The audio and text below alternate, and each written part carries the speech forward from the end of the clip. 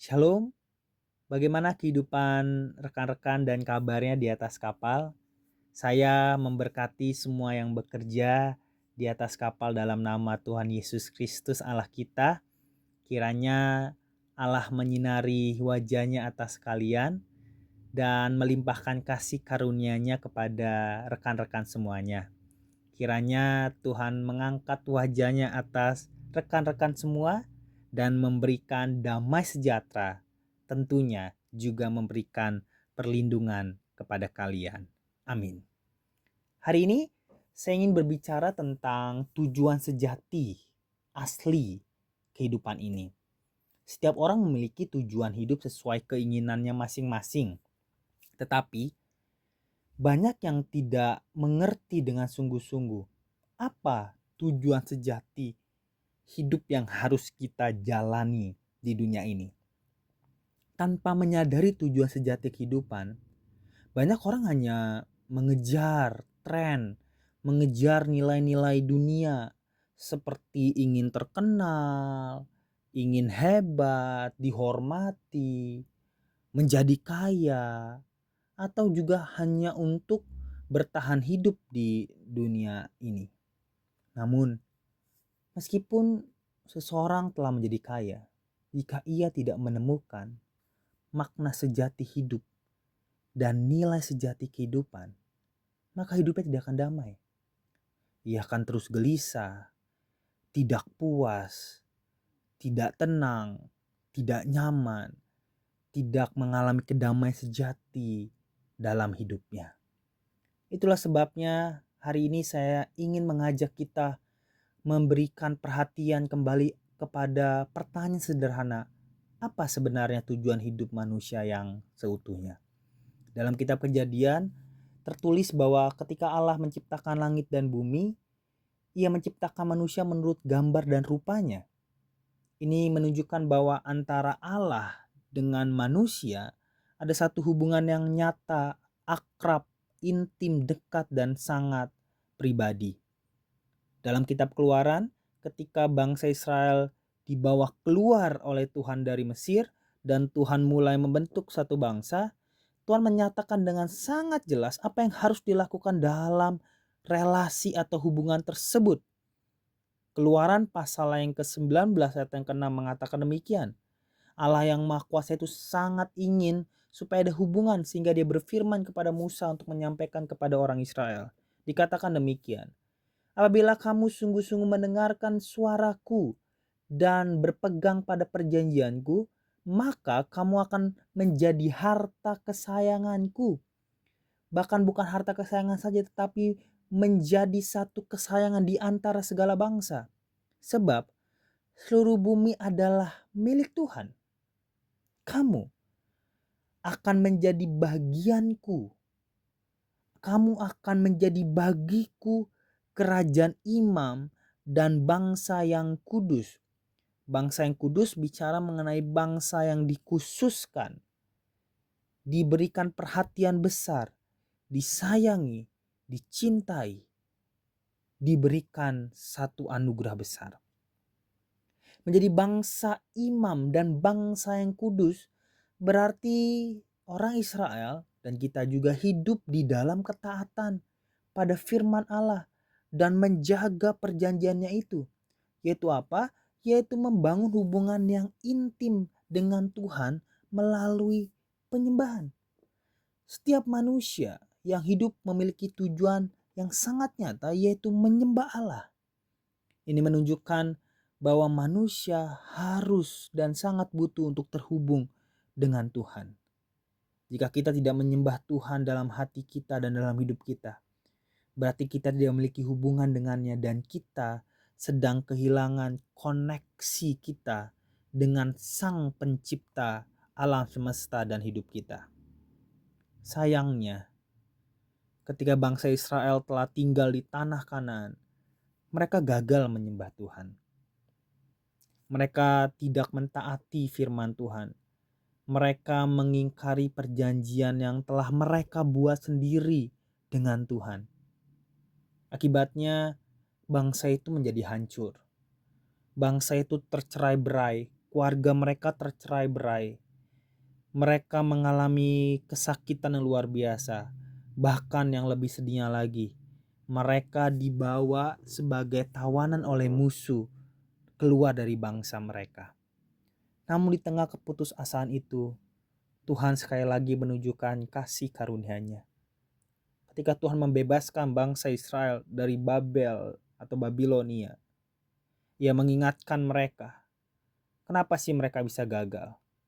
Apa yang menjadi alasan mereka gagal dalam hidup ini? Dan Tuhan mengingatkan mereka bagaimana memulihkan hubungan dengan Tuhan. Dan apa yang harus mereka jalani, mereka hidupi, mereka lakukan dalam hidup mereka supaya hubungan dengan Allah kembali pulih. Sehingga mereka bisa menikmati berkat lepas berkat. Tuhan berfirman, bangsa yang telah kubentuk bagiku akan memberitakan pujianku. Pernyataan ini berarti bahwa mereka akan menyembah hanya kepada Tuhan saja, hanya kepada Allah saja. Penyembahan yang tidak diberikan kepada dewa-dewa yang lain, tetapi hanya kepada Allah yang begitu mencintai dan mengasihi mereka. Karena melalui penyembahan, Tuhan sekali lagi menegaskan pentingnya satu hubungan, relasi, koneksi antara Allah dan manusia. Dalam Yesaya 43 ayat ke-21, tercatat alasan utama Tuhan membangkitkan kembali bangsa Israel dari pembuangan. Yaitu apa? Yaitu agar mereka menyembah Tuhan. Namun seperti yang kita ketahui, sepanjang sejarah umat manusia, hal yang paling tragis adalah kenyataan bahwa meskipun Tuhan berkali-kali terus-menerus mengundang manusia untuk comeback, kembali untuk menyembahnya. Tetapi yang paling menyedihkan dan itu yang menjadi tragis dalam dunia ini, manusia terus menolak panggilan itu. Penolakan itu memutuskan hubungan manusia dengan Allah dan membuat manusia kehilangan anugerahnya yang melimpah. Inilah tragedi terbesar yang dialami oleh manusia. Meskipun manusia bisa kaya, meskipun manusia memiliki rumah yang besar, meskipun manusia memiliki penghormatan yang terbesar, meskipun manusia sangat disegani, memiliki jabatan tinggi, mereka tidak memiliki damai sejati. Mereka tidak memiliki sukacita sejati. Bahkan dalam hebat kemakmuran manusia, ketika mereka tidak memiliki hubungan dengan Tuhan, kasih dengan Tuhan, relasi dengan Tuhan, mereka tidak ada pengharapan. Tidak ada cara lain bagi manusia untuk memulihkan hubungannya dengan Tuhan. Segala jalan telah tertutup. Tapi pada saat yang paling gelap itu, di mana jalan seakan-akan tertutup, Tuhan yang penuh belas kasihan memberikan satu-satunya jalan melalui Yesus Kristus. Haleluya. Sebagai kesempatan terakhir untuk manusia kembali kepada Allah.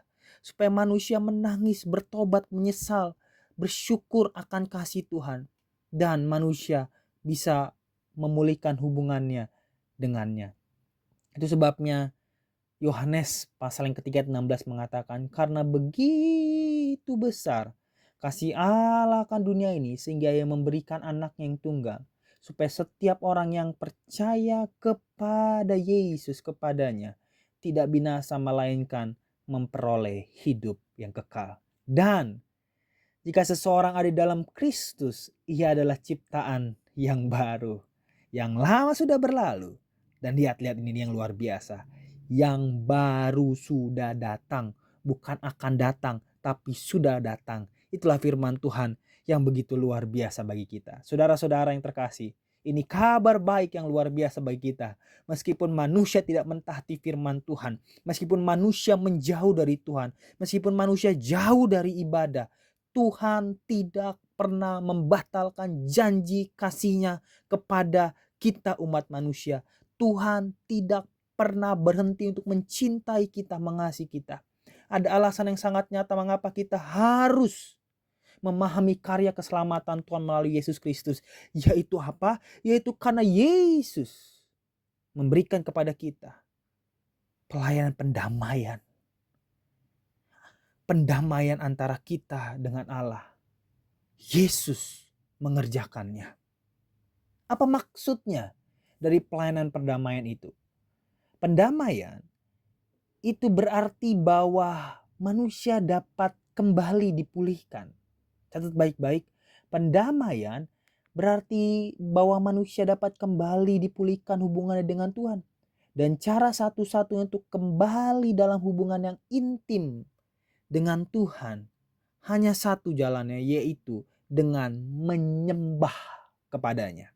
Setiap orang telah menjadi ciptaan yang baru dalam Kristus. Maka ciptaan yang baru itu membawa suatu misi untuk kita pergi. Dimanapun kita berada, ada satu misi. Khususnya teman-teman yang adalah para pelaut yang melintasi lautan dari ujung bumi ke ujung bumi, melintasi banyak negara. Saya percaya Tuhan memanggil kalian sebagai penyembah di atas kapal, sebagai misionaris, sebagai orang-orang yang membawakan kabar baik di tengah samudra. Di VOS ini kami menyiarkan ibadah setiap minggu. Jika Anda ingin menyembah Tuhan di atas kapal, kami siap membantu kapanpun. Kami juga menyediakan lebih daripada 50 rekaman khotbah di USB agar Anda bisa beribadah dimanapun Anda berada. Dan bila Anda menginginkan, kami akan mengirimkan kepada Anda. Ini sebagai bukti bahwa firman Tuhan, Injil Kristus tersebar dimanapun. Tuhan memanggil kita menjadi pemberita-pemberita Injil, menjadi seorang pelayar-pelayar, pelaut-pelaut yang membawakan kasih Kristus kepada orang lain. Saudara-saudaraku yang terkasih, yang berada di atas kapal, mari kita kembali menjadi penyembah Tuhan. Jika kita berdiri sebagai penyembah di kapal, Tuhan akan menyambut kita dengan begitu sumringah dan sukacita dan memberkati dengan limpah kepada kita semuanya. Saya berdoa dan kami semua berdoa bersama-sama agar berkat Tuhan menyinari kalian sebagai anak-anak Tuhan yang menyembah Tuhan dimanapun berada, khususnya di atas kapal. Itu sebabnya kuatkan hati kita, mari kita berdoa.